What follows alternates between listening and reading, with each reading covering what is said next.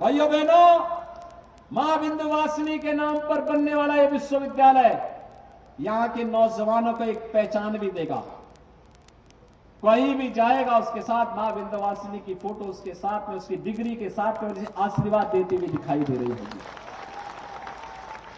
यही तो विरासत का सम्मान है, यही है विरासत का सम्मान कि हम मां विंध्यवासिनी का आशीर्वाद लगातार पिछले 5000 वर्षों से इस पूरे क्षेत्र वासियों के कुशल मंगल, उनके क्षेम और योग के लिए लगातार यह आशीर्वाद प्राप्त होता रहा है।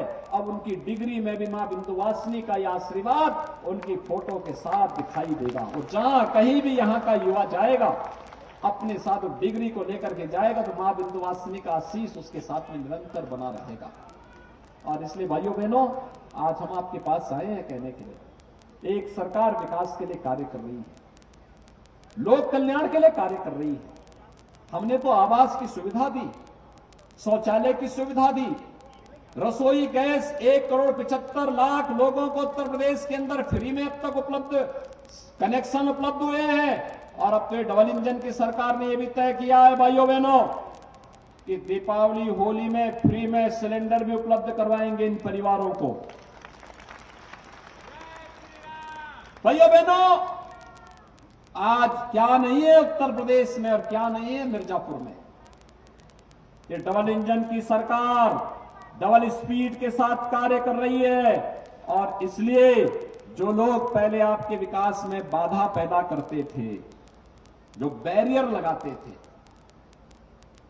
जिन लोगों ने गरीब कल्याणकारी योजनाओं में डकैती डालने का काम किया था, जिन लोगों ने आपको एक एक बूंद पानी के लिए तरसाया था, आज उनको एक एक वोट के लिए तरसाइए।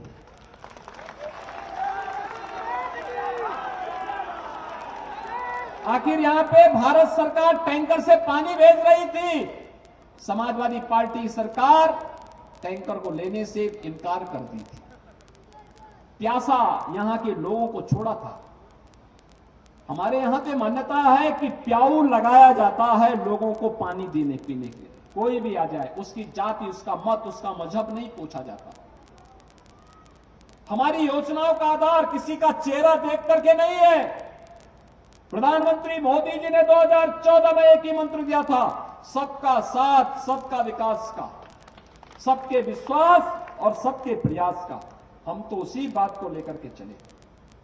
हमने मकान देने में किसी का चेहरा नहीं देखा। हर जरूरतमंद को, हर गरीब को, हर किसान को, हर नौजवान को योजनाओं के साथ सीधे जोड़ने का कार्य हुआ। लेकिन ये लोग अवसरवादी लोग हैं, ये लोग परिवारवादी सोच के लोग हैं।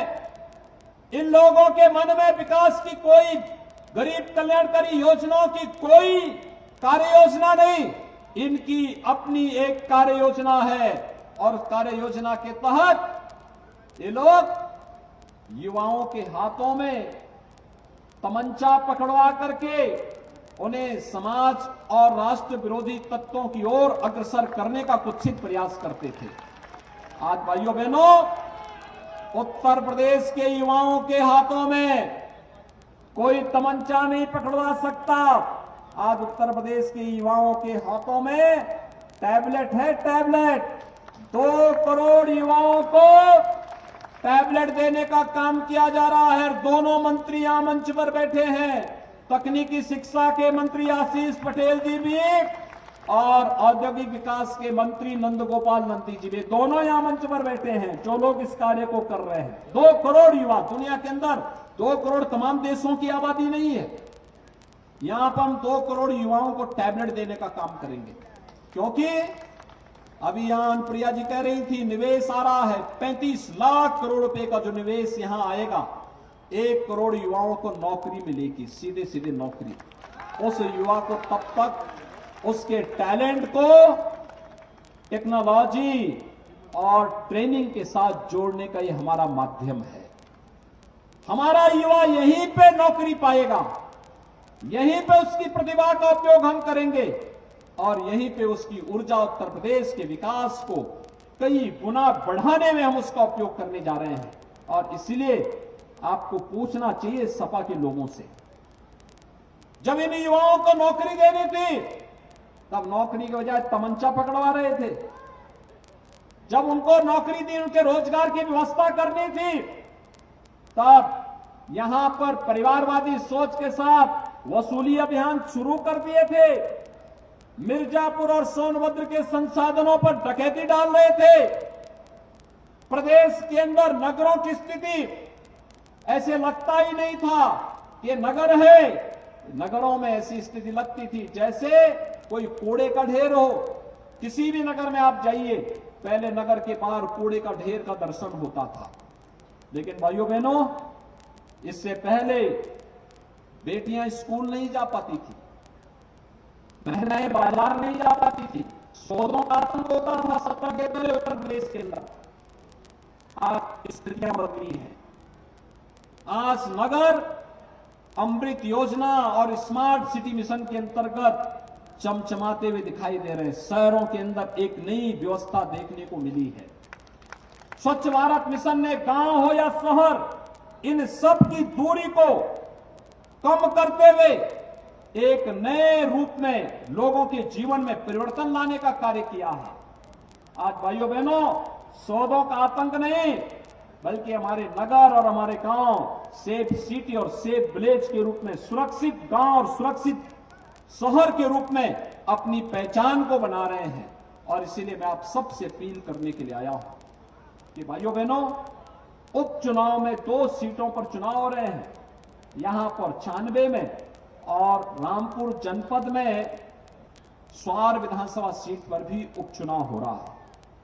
भाइयों बहनों, ये दोनों उपचुनाव हमारे गठबंधन के विभिन्न सहयोगी अपना दल एस यहां पर अपना प्रत्याशी उतार करके संयुक्त रूप से हम मिलकर के चुनाव को आगे बढ़ा रहे हैं। और इसलिए मेरी आप सबसे अपील होगी, भारतीय जनता पार्टी, अपना दल और निषाद पार्टी गठबंधन ने इस 96 विधानसभा सीट पर श्रीमती रिंकी कौल को कप प्लेट के साथ अपना प्रत्याशी बना करके आपके बीच में उतारा है। भाइयों बहनों, श्रीमती रिंकी कौल इधर आ जाओ। है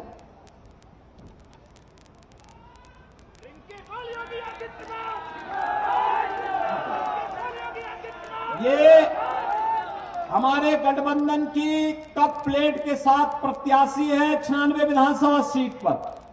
भाइयों बहनों, आप सभी श्री राहुल प्रकाश कौल को तो आपने देखा होगा, उनका चेहरा आप सबको याद होगा।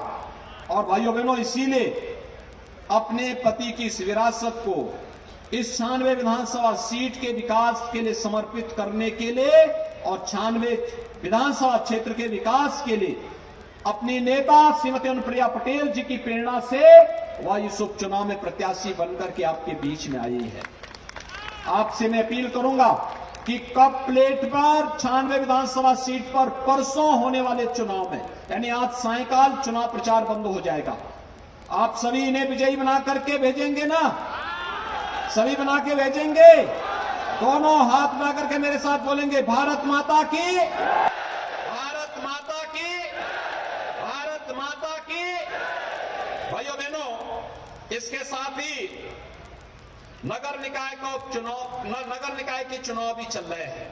पूरे प्रदेश में पहले चरण का चुनाव संपन्न हो चुका है और पहले चरण के चुनाव में जनता जनार्दन का अपार आशीर्वाद भारतीय जनता पार्टी गठबंधन को प्राप्त हो रहा है।